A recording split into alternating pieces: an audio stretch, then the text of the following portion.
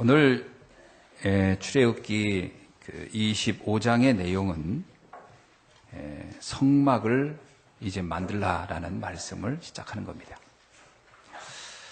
우리가 이제 그 표면적인 것과 이면적인 게 있어요.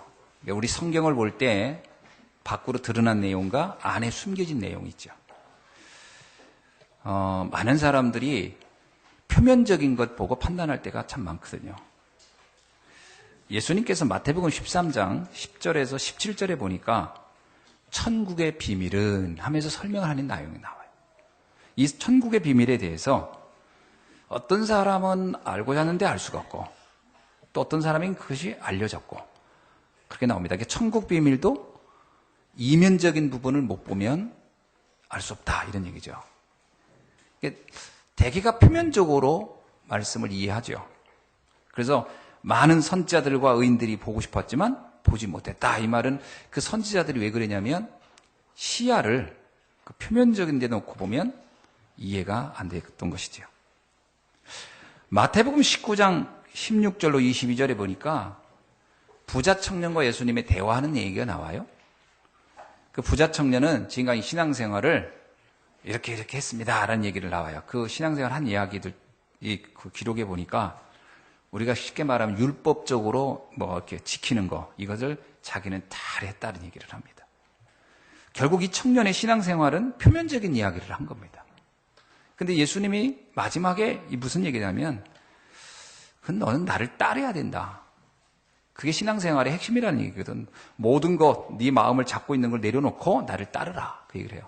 근데 이 청년이 그걸 알아듣지 못하고 걱정하여 돌아갔다. 사실은 예수님이 그 사람이 가지고 있는 재산이 필요 없다 이 말을 한 게 아니고 내면적인 상태를 얘기한 거거든. 근데 이 말을 못 알아들은 거죠. 오늘날 많은 사람들이 신앙생활을 잘못하면 이렇게 하기 쉽습니다. 표면적인 거 보고 하는 거거든. 이렇게 지킨다, 뭘 한다, 열심히 한다 이런 것들을 신앙생활에 중요한 키를 잡고 갈 수가 있습니다. 이 청년이 그렇게 생각한 거예요, 자기도. 그래서 뭐라고 얘기냐면 나는 더 이상 지킬 게 없을 만큼 난 다 지켰습니다. 이런 얘기를 하거든요. 근데 예수님은 그거 만족해하지 않아요. 그건 네가 생각한 거고 내가 생각하는 신앙생활은 다르다. 이걸 이해 못하죠. 그 마태복음 12장 29절에서 예수님께서 천국 비유를 쭉 하는 중에 이런 얘기를 해요. 너희가 먼저 강한 자를 결박하지 않고는 그 집에 가서 세간을 빼앗아 올 수가 없다. 굉장히 의미심장한 얘기입니다. 이거는 표면적인 것으로 보면 이해가 안 되는 말이에요. 내면적으로 봐야 이해가 돼요. 강한 자를 결박한다? 보이지 않는 존재가 있다는 거예요. 그 존재를 무너뜨리는 비밀을 갖고 있지 않으면 인생에 아무것도 안 변한다. 이런 얘기거든요. 어제 어떤 분을 제가 이렇게 만나게 됐습니다. 처음 보는 분인데 아드님이 군대를 갔다가 제대하자마자 군대 가기 전 정상이었는데 군대 갔다 오서 이상해진 거예요. 그래가지고 약간 우울증에 걸린 거예요. 이 청년이 우울증에 걸려가지고 계속 집 밖에도 안 나가고 그리고 뭔가 이 부모가 볼 때 이해가 안 되는 거예요. 말하는 것도 그렇고 이상하다. 군대 가기 전에 정상이었는데 군대 갔다 와서 왜 이렇게 됐지? 이게 걱정인 거죠. 그래서 이 엄마 생각에 내가 심리학 공부를 해서 좀 도와줘야 되겠다.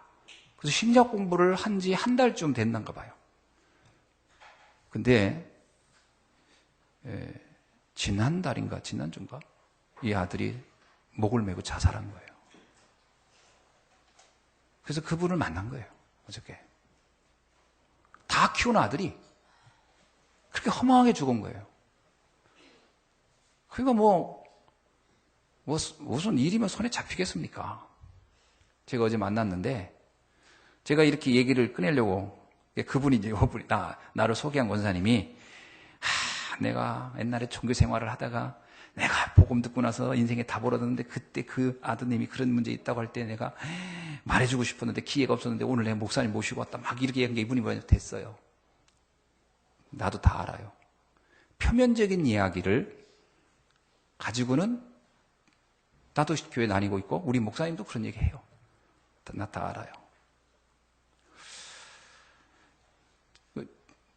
들으려고 하지 않더라고. 그러면서 일단 와주셔서 고맙습니다. 그리고 이제 안녕히 가세요. 뭐 이런 이제 분위기예요. 그래서 차 한 잔 주면서 이제 마시고 가세요. 뭐 이런 분위기더라고. 그래서 고맙습니다. 차 주셔서 딱 마시면서 바로 얘기했어요. 인간의 문제는 보이는 문제로 해결되지 않는다. 보이지 않는 내면의 문제가 있는데 당신은 그걸 못 봐서 그렇다. 그러면서 쫙 얘기를 했어요. 가면서 제가 생각했습니다. 이분이 기존교회를 다닌다고 하니 분명히 종교적인 부분에서 뭐 행위, 노력, 열심 이런 것을 해결하려고 분명히 노력했겠구나. 그거 가지고 안 된다는 걸 내가 얘기해 줘야 되는데 들을까? 안 들을 수 있겠다. 그러면 내가 돌직구를 날려야 되겠다. 듣든지 말든지 하고 와야 되겠다. 그래서 저도 속으로 기회를 달라고 이러고 있어요. 하나님 기회를 열게 해주세요. 그리고 속으로 그분이 앞에서 이렇게 탁 예의를 갖추고 하는데 찬스를 받아주고 바로 들어갔어요. 사람들이 전부 다 표면적인 것만 보고 얘기합니다. 이면적인 거 보는 눈이 없어요. 축복, 진짜 축복이 어디 있냐? 이면적인 걸 볼 수 있어야 돼요. 문제, 사람들은 문제가 표면적으로 누구 때문에, 무엇 때문에 되게 이렇게 생각하거든요. 나라. 우리나라의 이런 문제들 다 이게 표면적으로 사람들이 생각을 해요. 아닙니다. 잘 봐야 돼요. 그래서 우리가 늘 얘기한 게 있잖아요. 사실을 보는 것도 중요하다. 그러나 사실보다 진실이 중요하고 진실보다 더 중요한 건 영적 사실이다. 이면적인 걸 보는 눈이 있지 않으면 안 됩니다. 로마서 2장 29절에 이런 말씀이 있어요. 표면적인 유대인이 있고 이면적인 유대인이 있다. 유대인이 두 종류라는 거예요. 표면적인 유대인이 뭐예요? 지금까지 이스라엘 그 땅에 살았던 그 이스라엘, 그게 표면적인 이스라엘이라는 거예요. 그러나 그게 아니라는 게 이면적인 이스라엘이 있다는 거예요. 진짜 하나님의 비밀이 뭔지를 알고 언약이 뭔지 아는 사람이 진짜 이스라엘이지 그냥 그 나라에서 유대인 피를 탔다고 해서 유대인이냐? 그게 이스라엘이 아니다 이거예요. 할례도 표면적인 할례가 있고 이면적인 할례가 있다. 여러분 아이가 태어나서 포경 수술하는 거 그걸 그 사람 다 할례했다고 하는데 그걸 말하는 게 아니라는 거예요. 성경은. 그게 형식적이고 그건 표면적인 거고 진짜 내면의 할례가 있느냐? 하나님의 자녀라는 표시가 있느냐? 그게 중요한 거다. 이 얘기를 한 거거든. 그게 이게 이면적인 걸 못 보고 신앙생활하는 사람들이 너무 많아. 그러니까 표면적인 거는 qo로 보면 저 사람도 신앙인, 이 사람도 신앙인. 정말 신앙인이 맞습니까? 바리새인들 얼마나 열심히 했어요? 예배 꼬박꼬박 드렸죠. 하루에 3번씩 기도했죠. 봉사하고 적선하고 국가에 위해서 애를 다 했고 다 했습니다. 성전세도 내고 할 건 다 했어요. 근데 예수님이 뭐라고 했어요? 죽어있는 무덤 같다 그랬어요. 뭐라고 얘기했습니까? 독사의 자식 같다 그랬어요. 사람들을 죽이고 있다고 했어요. 왜냐? 표면적인 부분에서의 모습만 가지고는 아무것도 안 된다는 거예요. 이면적인 부분을 보는 눈이 있어야 된다 이 얘기하거든요. 이게 이해가 안 되면 우리의 영적 싸움이라는 말도 이해가 안 돼요. 에베소 6장 12절에 우리의 싸움은 혈과 육이 아니요. 여러분, 혈과 육과 싸우는 게 아니라는 거예요. 이면적인 부분을 보는 사람만 이해할 수 있는 단어예요. 누가 어떻고 세상이 어떻고 전부 다 표면적으로만 봅니다.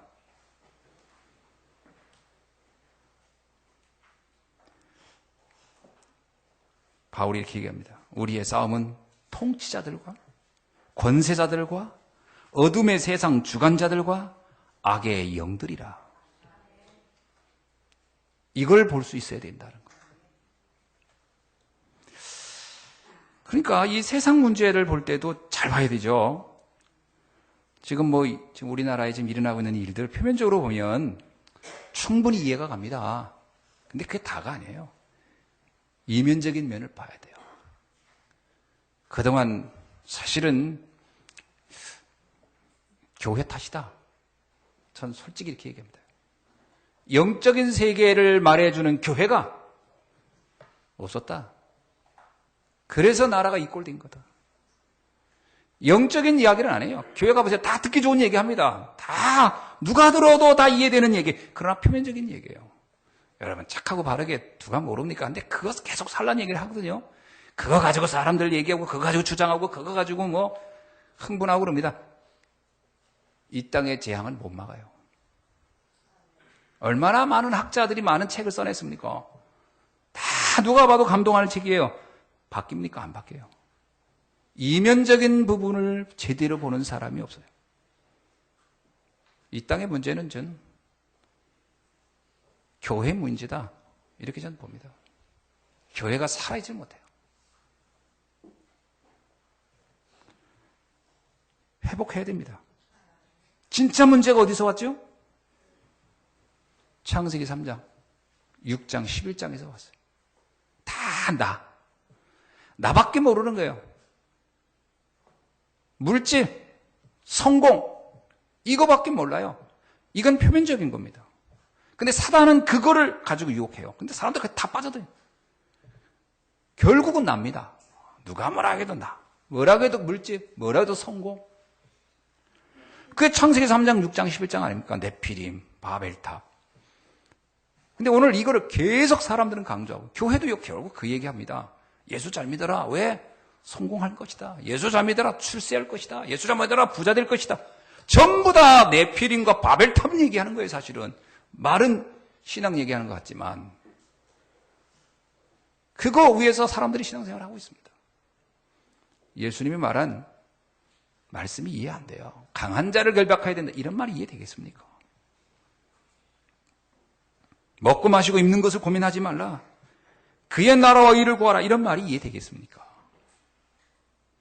너는 너의 십자가를 지고 나를 따라. 이런 말이 이해됩니까? 이게 이해돼야 되거든요. 이게 선포돼야 되는데 이런 선포가 안 됐어요. 그러니까 이것이 진짜 문제인데 이걸 진짜 문제로 보는 사람이 많지 않습니다. 성경에 나오는 인물들, 우리가 아는 모세, 요셉, 아브람, 또 나오는 다윗, 다니엘, 다 엘리야, 엘리사, 여기에 나오는 인물들이 한결같이 이면적 문제를 보았던 사람들. 모세는 피언약이라는 말을 알아들었어요. 거의 많은 사람이 못 알아들을 때 모세 혼자 알아들었어요. 그게 모든 재앙을 끝내는 비밀이었어요. 이거 알아들어야 되거든요. 이면적 비밀. 요셉이 어떻게 애굽에 가서 총리까지 갑니까? 이면적 비밀을 알아들었는 거예요. 사람들은 정치적으로, 사회적으로, 인간적으로 뭔가를 해야 될 거라고 생각하고 있는 그때 요셉만 유독 그렇게 하지 않았어요. 그래서 나중에요, 보디발도 그렇고 바로 왕도 요셉한테 한 얘기했어요. 난 너 같은 신앙인을 처음 본다. 여호와의 신에 이렇게 감동된 자를 본 적이 없다. 그게 모든 것을 바꾸는 힘이었다. 다니엘이 왜 사자굴에 들어갑니까? 이면적인 부분 때문에 들어가는 거예요, 사실은. 보이는 것 때문이라면 타협하면 돼요. 근데 그렇게 안 하겠다는 거예요. 이면적인 비밀이죠. 자, 오늘 본문 내용도 마찬가지입니다. 잘 보시면 이게요, 겉으로 언뜻 보기에는 그냥 오늘 2절 한번 볼게요. 이스라엘 자손에게 명령하여 내게 예물을 가져오라 하고 기쁜 마음으로 내는 자가 내게 바치는 모든 것을 너희는 받을지니라. 이게 언뜻 보면요, 성막 짓는데 그냥 불평하지 말고 기쁜 마음으로 헌신하면 이렇게 하면 복 받는구나. 이런 식으로 해석을 하기가 쉬워요. 이거 표면적인 겁니다. 이걸 가지고 교회 헌금 내게 하는데 사용한다면 이건 정말 표면적인 부분 얘기만 하는 거예요. 내면적으로 봐야 됩니다. 도대체 이 성막이 의미하는 게 뭐냐? 왜 성막을 위해서 헌신한다는 것이 그렇게 중요한 것인가? 내면적인 가치를 봐야 할 수 있는 거거든요. 자, 우리 출애굽기를 지금 하고 있습니다. 출애굽기의 핵심은 뭐지요? 출애굽기의 핵심은 크게 두 가지죠. 하나는 애굽에서 탈출한 겁니다. 6월절 사건이죠. 출애굽. 그리고 또 하나가요, 광야 생활입니다. 자, 출애굽은 어떤 거냐면 은혜로 해방된 거예요. 그래서 출애굽은 다른 말로 표현하면 구원입니다. 구원은 은혜로 받는 거잖아요. 그러니까 이스라엘 백성의 해방이 어떻게 됐느냐? 본인들이 한 게 없어요. 어느 날 하나님께서 피를 발라 그러면 내가 해방시켜줄게. 하여튼 그런 겁니다. 그래서 피 발랐더니 해방된 거예요. 은혜로 된 거예요. 구원은 은혜로 된 거예요. 우리가 죄인일 때 하나님께서 십자가에서 당신의 사랑을 우리에게 확증해 준 거예요. 그래서 우리는 구원받은 거예요. 그죠? 구원은 그냥 은혜로 된 겁니다. 그런데 광야 생활은 뭐냐?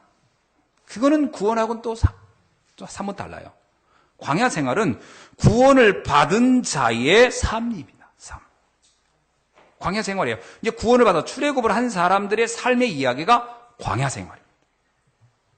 그래서 출애굽기는 크게 두 가지로 되어 있어요. 출애굽과 광야 생활. 근데 광야 생활은 시내산에서 언약을 받는 것부터 시작되는데 시내산에서 모세가 받은 언약은 네 가지가 있습니다. 첫째는 뭐냐? 십계명. 십계명 아시죠? 둘째는 뭐냐면 생활 규례. 뭐 노예는 이렇게 하고 도둑질하지 말고 뭐 하지 생활 규례에 관한 얘기 쫙 있어요. 세 번째는 세 절기. 월절, 수장절, 장막절 뭐 이걸 잘 지켜라.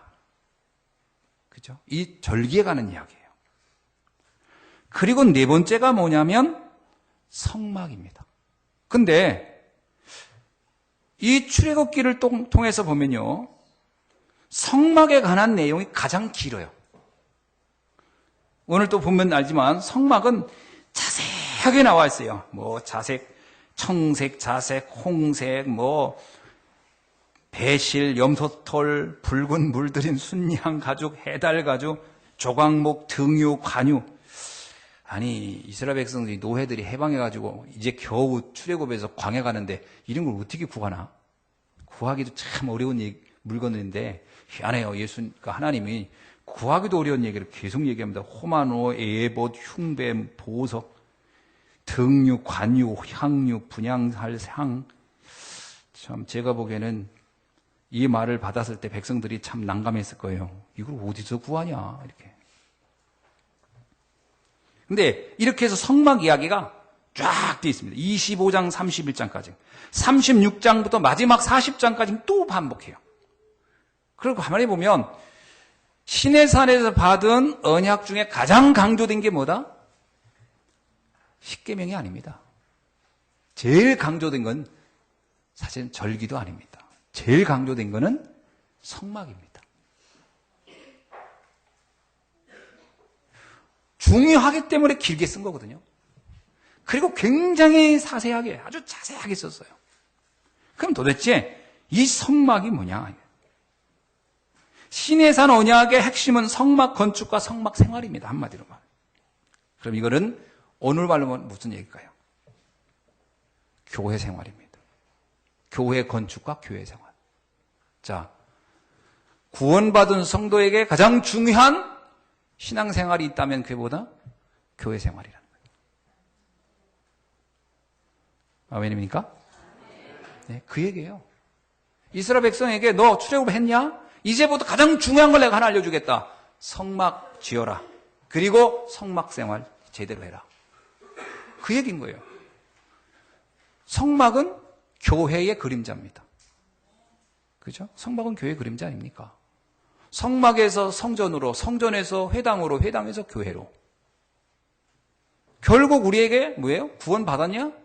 그럼 이제부터 교회 생활을 성공하라. 이 말이거든요. 굉장히 중요한 얘기입니다. 그러면 이 교회가 왜 이렇게 중요합니까? 가나안에 갈 때까지의 모든 삶을 이끌어가는 건 성막이에요.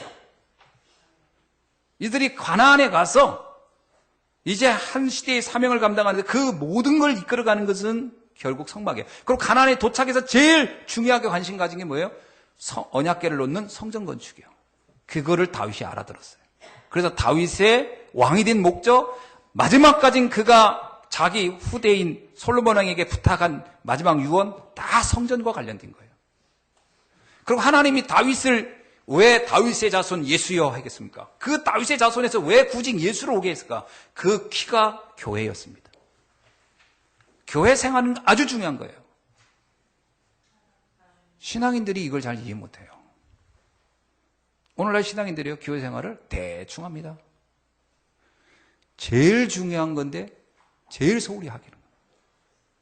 그래서 사실은 신앙생활의 이면적, 보이지 않는 세계의 축복, 사실은 많이 놓치는 거예요. 에스겔서를 보면 성전 묘문에서 나오는 물이 흘러가는 곳마다 다 살아난다라는 얘기가 나와요. 그게 굉장히 중요한 얘기입니다. 자, 그러면 구원받은 성도들은 무엇을 가장 정확히 이해해야 되냐? 교회입니다. 사도행전 7장 38절 한번 읽어봅시다. 사도행전 7장 38절. 성경에 그런 말씀이 있으니까요. 여러분이 한번 찾아보면 이런 말씀도 있었나 싶은 겁니다. 사도행 7장 38절을 읽어봅시다.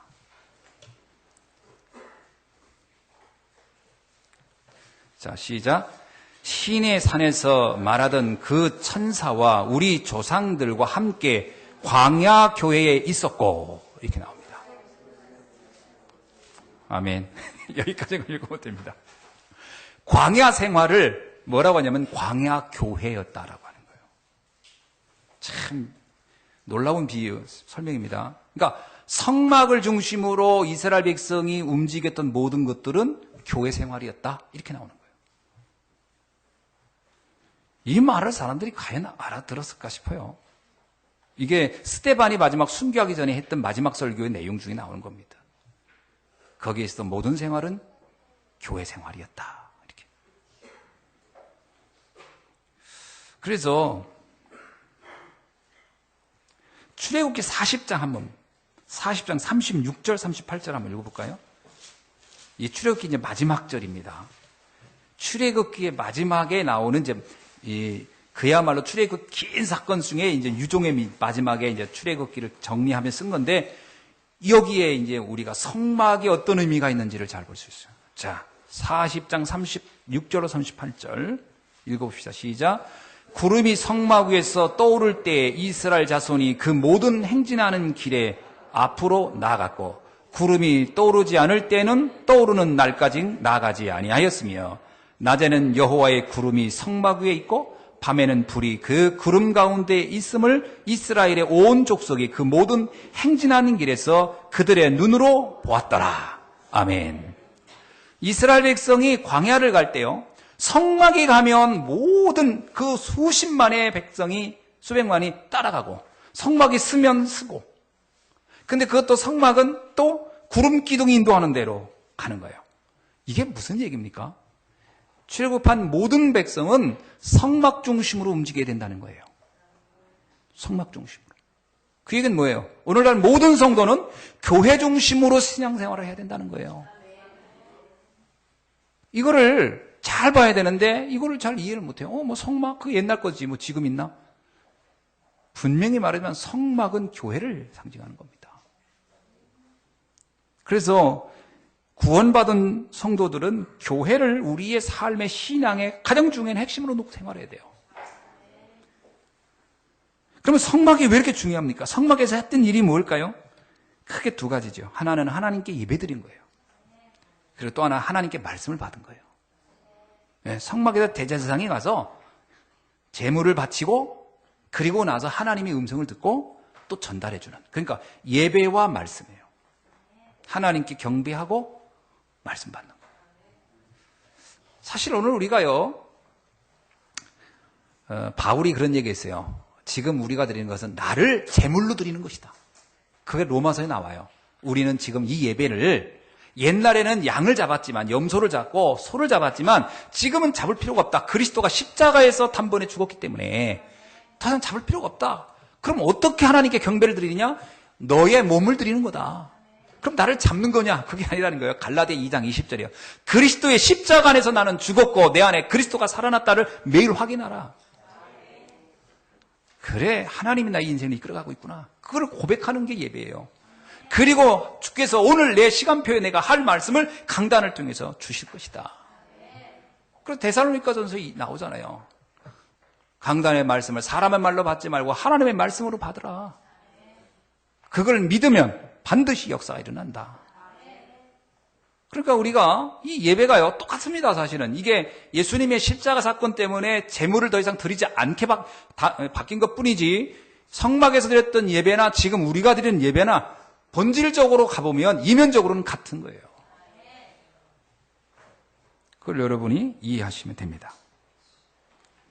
자, 그러면 이 교회는 고린도전서 1장 2절에 뭐라고 나왔냐면, 고린도에 있는 하나님의 교회 곧 그리스도 예수 안에 거룩하여지고 성도라고 부르심을 받은 자들과 또 각처에서 우리 주 곧 우리들과 그들과 우리 주 대신 예수 그리스도의 이름으로 부른 모든 자들에게. 교회가 뭐냐? 구원받은 성도들의 모임이 교회라는 거예요. 그러니까 지금 여러분이 모여서 예배드리는 이게 바로 성막이고 교회입니다. 중요한 거예요. 그러니까 우리가 이 안에서 예배드리고 말씀 듣고 하는 게 우리 신앙생활이 가장 중요한 거다. 잊지 않으셔야 됩니다. 여기에서 우리 인생의 답을 다 찾고 힘을 얻고 현장에 나가면 하나님께서 역사하시는 걸 보게 될 것이다.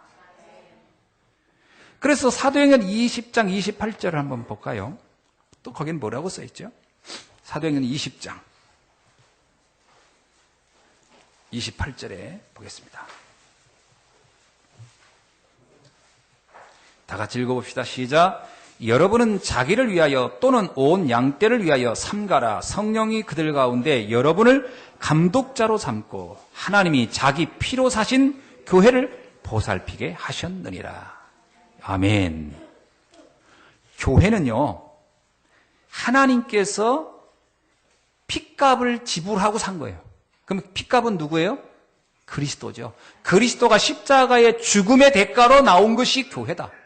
굉장한 거죠. 그 교회는 얼마나 대단한 건지 여러분 아십니까?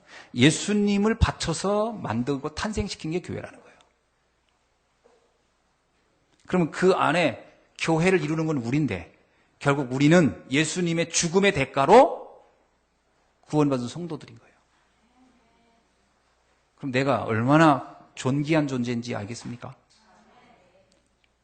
여러분은 그러니까 구원을 은혜로 받았다고 할 때 내가 지불한 게 없을 뿐이지 하나님은 최고의 것을 지불했어요.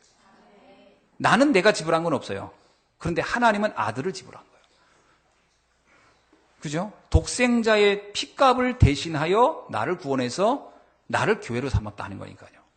그러니까 사실은요, 내 입장에서 거저 은혜 받았던 것이지 하나님은 엄청난 걸 대가를 지불한 거예요. 그게 성도입니다. 그렇다면 구원받은 성도, 교회를 이루고 있는 성도가 얼마나 소중하고 귀한지는 더 이상 말할 필요가 없겠죠.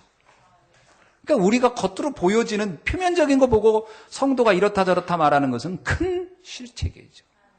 그건 하나님의 은혜를 그야말로 무가치하게 만들어 버리는 결과가 같은 거예요. 그래서 성도는 함부로 판단하면 안 되는 겁니다. 보이는 거 가지고 뭐 이렇다 저렇다. 그러니까 교회 와서 성도 보고 시험 듣는 것은요, 표면적인 것만 봐서 그런 거예요. 이면적으로 봐야 돼요. 하나님께서 피 흘려 사신 교회, 피 흘려 사신 성도구나.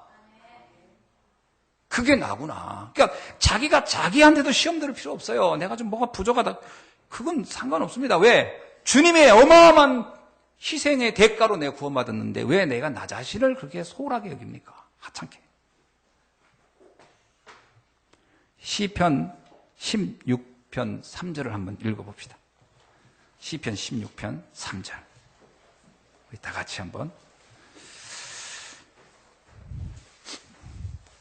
시편 16편 3절입니다. 한 목소리로 다 같이 읽어보겠습니다.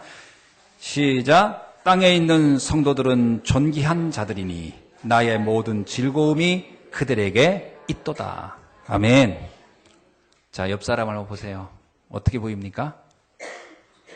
존귀하게, 우습게 보입니까? 존귀하게 보이십니까? 중요합니다, 이게. 구원받은 하나님의 자녀가 어떻게 보여야 돼요? 존귀하게 보여야 돼요. 네. 그러니까 잘 보셔야 돼요. 이거를 표면적으로 보면 뭐 이렇게 생겼어. 그건 곤란합니다. 존귀한 자입니다. 가장 존귀한 자예요. 예. 그리고 교회는 그리스도의 또 다른 모습입니다. 그리스도가 교회를 통하여 당신을 나타내기 때문에요. 자, 사도행전 9장 4절을 보면요. 사울이라는 사람이 교회를 핍박하려고 다메섹을 향해 갈 때요. 그때 하나님께서 부활의 주님이 이 사울에게 나타납니다. 그리고 하는 얘기였어요. 사울아 사울아 네가 어찌하여 나를 박해하느냐. 교회를 핍박하는 것이 그냥 교회를 핍박하는 게 아니에요. 그게 곧 나를 핍박하는 것이다. 굉장하지요. 그러니까 여러분 이걸 뒤집어 봅시다. 교회를 아끼고 교회를 사랑하는 것은 곧 그리스도를 귀하게 여기고 사랑하는 일과 같은 것이다. 신앙생활은 어렵지 않습니다. 이 원리를 잘 이해하면 간단한 거예요. 정말 내가 성도들을 귀하게 여기고 지금 교회가 우리가 함께 모여서 하는 일들이 정말 중요하고 가치 있는 거구나. 그러면은 그게 하나님을 가장 귀하게 여기고 가치 있게 보는 것 같은 거라. 그러니까 이게 분리돼 있어요. 하나님을 사랑한다고 교회에 대해서 중요하게 여기지 않아요. 그건 하나님을 중요하게 여기지 않는 겁니다. 주님을 사랑한다 해놓고 교회 일에 별로 소홀하게 해요. 그만 주님을 소홀하게 여기는 것 같은 겁니다.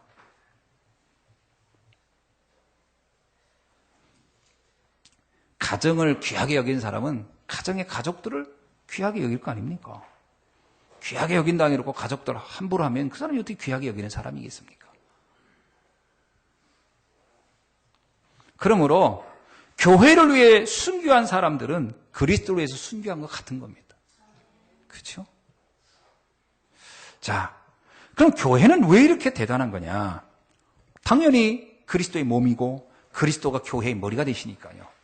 그러면서 또 하나는 교회는 음부의 세력을 이기는 유일한 시스템입니다. 마태복음 16장 18절에 얘기하잖아요. 주님은 베드로에게 교회를 축복합니다. 베드로 이 반석고에 내 교회를 세우리니 이 교회는 음부의 권세가 이기지 못할 것이니라. 그 얘기는요, 사단을 이기는 유일한 힘이, 왜? 그 교회 자체가 주님이니까. 그러면 이렇게 얘기하면 됩니다. 여러분이 그리스도 안에 있다면 여러분이야말로 사단을 이길 유일한 시스템인 거예요. 내가 무너지면 사단은 박수칠 것입니다. 내가 승리하면 사단은 무너지는 거예요. 여러분 한 사람 한 사람이 교회입니다. 그렇죠. 내가 교회고 우리가 교회고 내가 있는 현장이 교회고 우리들이 모이는 장소가 교회고 내가 영원히 갈 천국이 교회다. 그게 그리스도와 함께 있는 거예요. 교회는 그리스도와 동일체입니다. 그걸 여러분이 이해하시면 흑암이 누구를 두려워할 거냐? 그리스도 안에 있는 성도, 그리스도 안에 있는 그 성도들의 모임, 그 안에 있는 장소. 이걸 사단이 제일 무서워하는 거구나. 그래서 주님은 교회를 소중히 보는 것이죠. 우리도 소중히 봐야 되겠죠? 자, 지금 전 세계 교회는 위기를 맞이했습니다. 곳곳에서 교회 위기란 말을 우리는 많이 듣고 있어요.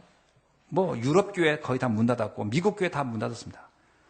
자, 과연 교회의 위기라는 말이 맞는 말입니까? 사실 말은 맞는 말이 아니에요. 교회는 핍박을 받을지언정 위기를 받은 적은 없어요. 진짜 교회는, 참 교회는 위기가 없습니다. 교회는 사라지는 존재가 아니에요. 그렇죠? 참교회. 아니, 주님이 위기가 있습니까? 예수님께는 위기가 없습니다. 십자가에서 핍박을 받을지언정 위기가 아닙니다. 그건 또 승리의 현장이었고요. 교회는 핍박을 받으면 받을수록 승리하지 위기가 아닙니다. 그럼 도대체 왜 교회가 위기가 됐느냐라는 거예요. 그건 뭐냐? 교회가 그리스도와 하나 되지 않았기 때문에, 복음이 없었기 때문에 위기를 맞이한 거예요. 교회의 위기는 복음 없기 때문에 오는 위기입니다. 교회가 작기 때문에 위기가 아닙니다. 교회가 크면 위기가 아닙니까? 미국의 그 컸던 어마어마했던 교회들이 지금 텅텅 비어있고 유럽의 그 어마어마했던 교회가 텅텅 비인 이유는 교회가 크면 위기가 아니냐? 아닙니다. 작기 때문에 위기냐? 그것도 아닙니다. 그리스도와 함께하지 않는 교회는 아무리 커도 위기입니다. 그렇죠? 이게 이해되셔야 돼요. 그러면 지금 여러분 자신이 돈이 많아야 여러분이 대단한 사람입니까? 출세해 여러분이 대단합니까? 아닙니다. 그리스도와 함께 있으면 그가 노예일지라도 그가 목동일지라도 시대를 바꿀 수가 있는 겁니다. 중요한 건 그리스도와 내가 함께 하느냐가 중요한 거예요. 그게 나의 힘의 근원이죠. 이면적인 걸 볼 수 있어야 돼요. 목사님, 저는 요즘 경제도 어렵고 그래서 제가 뭘 할 수 있는 게 없네요. 그게 바로 표면적인 것만 보고 있어서 그런 거예요. 이면적인 걸 보시면 다른 차원이에요. 이게 바로 응답받을 현장이구나. 그래서 하나님을 내가 더 붙잡아야 되고 더 그리스도와 함께하는 시간표구나. 모세는 가장 어려운 환경이 있을 때 그때 하나님과 함께함으로써 출애굽의 역사를 이룬 거예요. 그 사람이 돈 많아서 한 게 아니라니까. 요셉이 가장 어려울 때 역사를 바꾸는 일을 한 거예요. 요셉이 노예 때. 사람들이 보는 표면적인 것하고 연결시키면 착각하는 겁니다.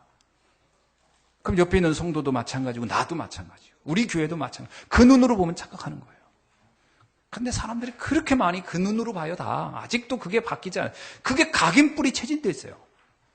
세상 사람들이 말하는 그 이념이 창세기 3장, 6장, 11장이 완전히 각인돼서 모든 판단 기준이 그거란 말이에요. 저 사람 돈이 있으면 성공했네. 돈 없어. 아이고 성공 안 했네. 이 성도가 좀 돈 좀 무슨 일을 좀 하겠네. 돈 없어. 아무 일도 못 하겠네. 그럼 요셉은 어떻게 일을 했나요? 노예였는데. 모세는 어떻게 일을 했나요? 쫓겨다녔고 그리고 나이 80이 된 노인이었는데. 다니엘은 어떻게 했나요? 사자굴에까지 들어갔는데. 표면적인 거 보면 속습니다. 이면적인 걸 보는 거예요. 그 비밀을 알고 있어야 돼요. 아멘이죠? 예. 헤롯 대왕 알죠? 헤롯 대왕은 46년간 성전을 졌어요. 왜 이렇게 오래 졌을까요? 일부러 그랬어요. 이스라엘 백성들이 성전 짓는 걸 너무 좋아하니까 인기 얻는 방법으로 이 사람이 생각한 게 뭐냐면 성전을 오래 짓는 거예요. 근데 이 헤롯이 또 성전 건축의 귀재예요, 이 사람이. 이 사람이 로마에 가가지고, 로마 성전 건축, 이게 그 건물 건축하는 거를 배우고 와가지고, 이 헤롯이 원래 이 건축의 재미를 가지고 있는 사람이었어요. 그것도 그때 당시 로마는 뭐가 있었냐면, 그 이름 있는 사람들은 자기 건물을 하나 이렇게 만들어 놓는 걸 큰 자랑으로 했기 때문에 헤롯이 그거에 대해서 이 사람도 거의 눈이 열린 거예요. 그래서 성전을 짓는데, 이스라엘엔 있지도 않은 어디서 희한한 대리석 갖고 오고 해가지고, 성전을 어마어마하게 짓습니다. 예수님 제자들이 그거 보고 입이 떡 벌어져가지고 예수님 성전 너무 멋있죠? 이런 얘기가 나와요 성경에. 예수님이 이렇게 쳐다보고 뭐라 한자려? 저거 돌 위에 돌 하나 남지 않고 다 무너질 것이다. 그러니까 제자들이 깜짝 놀라 왜요? 그게 하나님 뜻이다. 왜냐? 그들은 나를 크리스도로 인정하지 않지 않냐? 그리스도 없이 헤롯의 야망, 정치적 야망 가지고 진 거예요. 그게 무슨 얘기냐면요. 그리스도 없이 아무리 크게 져도, 그리스도 없이 아무리 어마어마해도 그거는 다 무너지는 것들이라는 거예요. 그래서 교회의 위기인 겁니다. 결국 어떻게 됐어요? 예수님의 한 말씀 그대로 성취됐어요. 지금 예루살렘 성전 돌밖에 없어요. 그 돌이 뭐시죠? 그 돌이, 그 남아있는 돌 위에 돌 하나 남지 않는다는데 그 밑에 기초돌은 남아있어요. 그게 바로 통곡의 벽입니다. 통곡의 벽에 가보니까 그 벽이 어마어마해요. 그러니까 예루살렘 옛날에 헤롯이 얼마나 엄청나게 졌을 거라는 걸 상상이 되는 거지. 한쪽 위에 벽 하나 하는데 그 벽이 높이가 거의 한 50m 되는 것 같더라고. 그게 쫙 있는데 거기에 사람들이 유대인들이 가서 울면서 지금도 기도해요. 왜냐면 이 성전을 재건하게 해달라고. 나는 가서 봤어요. 재건 절대 안 될 것이다. 왜? 그리스도를 인정 안 하잖아요. 유대인들이. 어떻게 재건됩니까? 그게 교회의 위기라는 거예요. 그리스도 없는 교회. 마태복음 16장 14절에 보면 예수님을 따르는 사람들의 이야기가 나와요. 4가지 얘기를 합니다. 세례 요한같이, 엘리야같이, 에레미야같이, 선지자 중에 하나같이. 오늘날 교회의 위기는 여기 있는 겁니다. 어떤 위기냐? 세례 요한처럼 예수님을 믿었다는 얘기는 정치적인 개혁만 외치는 교회라면, 정의만을 외치는 교회라면 그 교회는 위기입니다. 무너질 겁니다. 엘리야 같은 교회가 있습니다. 어떻게 하든지 문제 해결만 하는 교회. 한국 교회는 그동안 그렇게 왔어요. 막 소리를 지르든 눈을 찔르든 넘어지든 방언을 하든 뭐를 하든 문제 해결되면 돼. 그래가지고 문제 해결시켜 주겠다는 거예요. 그러면 눈 찔린 사람 뒤로 넘어진 사람 많았잖아요. 제가 어느 영상 보니까 아프리카에서 어떤 목사님이 뭐라 하니까 사람들이 막 밖으로 뛰어나가더라고요. 그래서 뭐 하나 했더니 풀 뜯어 먹어 막. 그들이 또 뭐라고 하는 게 다 하고 와. 그들이 하니까 막 토해. 귀신 내쫓는다고. 그리고서 병 고친다고 하는 거예요. 그러면 다 무너집니다. 그런 교회는. 뭔 문제 해결만 하면 되는 교회들이죠. 제가 아는 인천에서 목회할 때 어느 목사님이 저한테 보더니 강 목사 어느 교회 가보자 했더니 거기는 목사님이 배에다 손만 해도 아픈 데를 다 알고 다 치유된대요. 그래서 사람들이 어마어마하게 온다는 거예요. 그래요? 가봅시다. 저는 그때 복음도 모르니까 막 치유해 준다니까. 나는 안 아팠거든. 근데 그분이 아팠어요. 그래서 그분이 아프니까 나보고 자꾸 혼자 가기 뭐하니까 나 데리고 간 거야. 딱 눕더라고. 그랬더니 진짜 여자분이 하면서 뭐라고 기도하니까요. 막 아프다는 거예요. 막 난리지. 진짜는 신기하더라고요. 어떻게 손이 닿지도 않고 위에서 왔다 갔다만 하는데 아플까? 그러더니 나중에 좀 나아졌다는 거예요. 난 치유된 줄 알았어요. 나중에 재발했지만 그때는 좋아졌다고 하더라고. 그러면요, 그 문제 해결된 거죠. 당신 좋아졌으니까. 그럼 그 교회가 성공했냐? 아니요. 나중에 문 닫았어요. 사람들이 치유만 받고 가니까 안 와. 뭔 교회가 그러냐고요. 교회도 아닙니다. 그건 무당이지, 무당. 그런 데가 너무 많아요. 에레미야 같이. 이거 뭐예요? 인간적인 사랑만 해주면 되는 거예요. 무조건 인간적인 사랑. 그 에레미야 같은 교회예요. 교회 가면 인간적인 사랑만 구해요. 그러니까 맨날 위로하고 상담하고 치유해주고 뭐 이렇게 안아주고. 제가 전에 그거 했지 않습니까? 제가 트레스디아스. 성도들 맨날 다 안아주고 제가 발도 씻어주고 장미꽃 갖다 주고 그랬더니 감동해서 울고 막 제가 그게 교회인 줄 알았어요. 그런 교회 거의 다 문 닫았어요. 왜? 목사님이 왜 이제는 발 안 닦아주냐고. 전엔 닦아주고.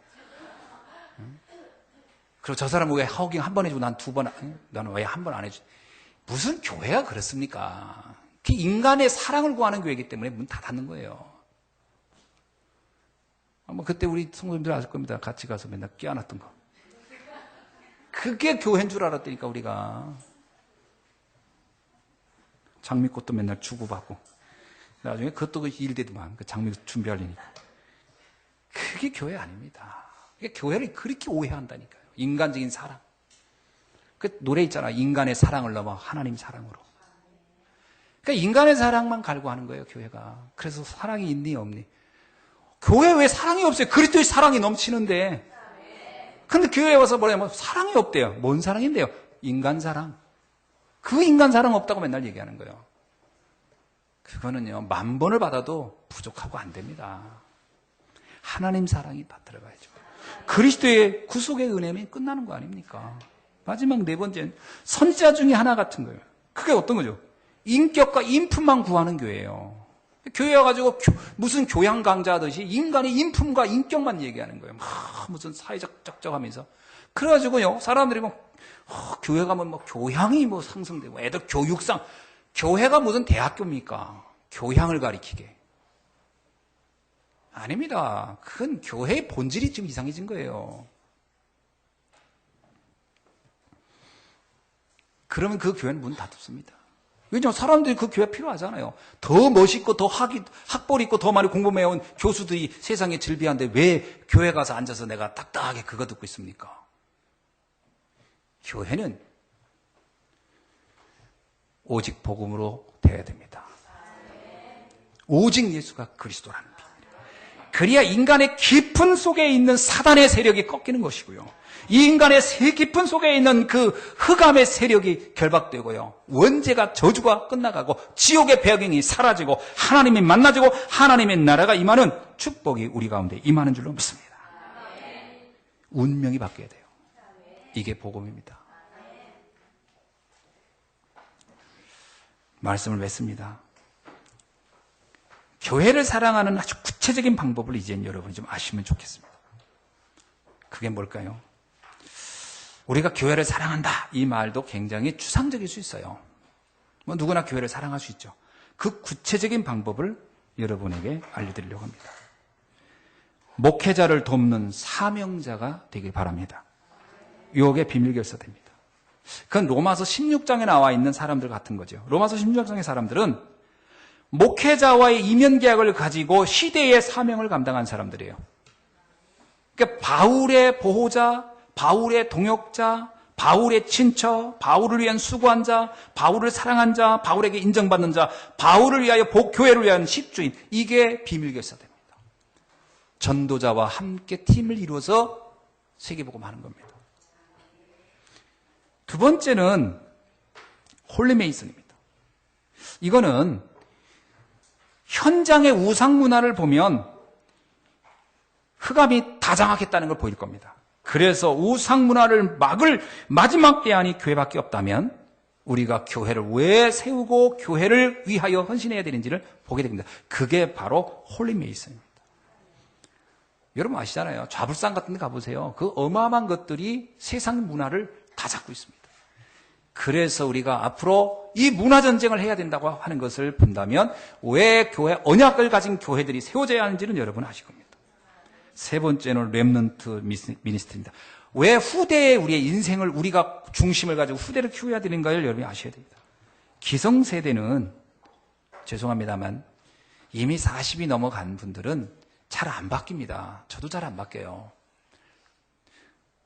제가 늘 하는 얘기지만 강단에 있을 때는 하나님 수준으로 하는데 내려가면 완전 인간 수준으로 가버려요. 저도 모르게 창세기 3장, 6장, 11장이 있어가지고 나도 나 중심이 되고 나도 모르게 물질 중심이 되고 나도 모르게요. 이 성공 중심의 그런 체질이 내게 남아있다니까요. 그러니까 우리는 자꾸 흔들려. 그러니까 날마다 성령 충만해야 되는 거지. 그렇지 않으면 안 돼요. 진짜 어떤 면에서 오늘 나를 그나마 지켰다는 것만 해도 최고의 승리라. 뭔가 이게 영향을 주기가 쉽지 않습니다. 우리가 기성세대는 자신과 싸워서도 이기기가 어려고요. 우리 안에 각인된 게 너무 많아서. 그래서 잘못하면요, 갈등하다 세월 다 보냅니다, 우리가. 그래서 처음부터 복음이 들어가 있는 각인뿌리 체질이 된 렘넌트를 세워서 시대 재앙을 막자라가는 것이 하나님의 뜻이에요. 그래서 바울이 왜 회당으로 들어갔냐? 거기서 디모데 같은 후대를 찾은 겁니다. 그래야 시대 바꿨어요. 렘넌트는 우리들하고 달리 갈등 시간이 짧습니다. 언약으로 각인시켜 놓으니까요. 그래서 사실 어릴수록 좋아요. 내가 가장 마음에 드는 거는 우리 태영아들이에요. 윤효유치부. 너무 귀한 거예요, 저희들. 처음부터. 저희들은 모든 놀이터가 교회잖아요. 그래서 내가 교회에서 애들 맨날 뛰어노는 거 보면요. 이야, 진짜 너무 귀하다. 어떻든 옆에서 하나로 듣는 게 다 복음에 대한 거 들으니까요. 그 아이들이 시대를 바꿀 것이다, 나중에. 이렇게 렘넌트 운동에 관심을 갖는, 이게 교회를 사랑하는 방법이라는 걸 여러분 잊지 마시고요. 우리가 거기에 마음 담고 거기에 조금만 여러분이 헌신한다면 최고의 응답을 받을 줄로 믿습니다. 오늘의 제목은 성전 축복인데 오늘 이 성전 축복의 주인공이 되시기를 주의 이름으로 축원합니다. 기도하겠습니다. 하나님 감사합니다. 오늘 주신 말씀 통하여 우리가 다시 한번 한 시대를 놓고 응답받아가는 주역이 되게 하옵소서. 예수 그리스도의 이름으로 기도하옵나이다. 아멘.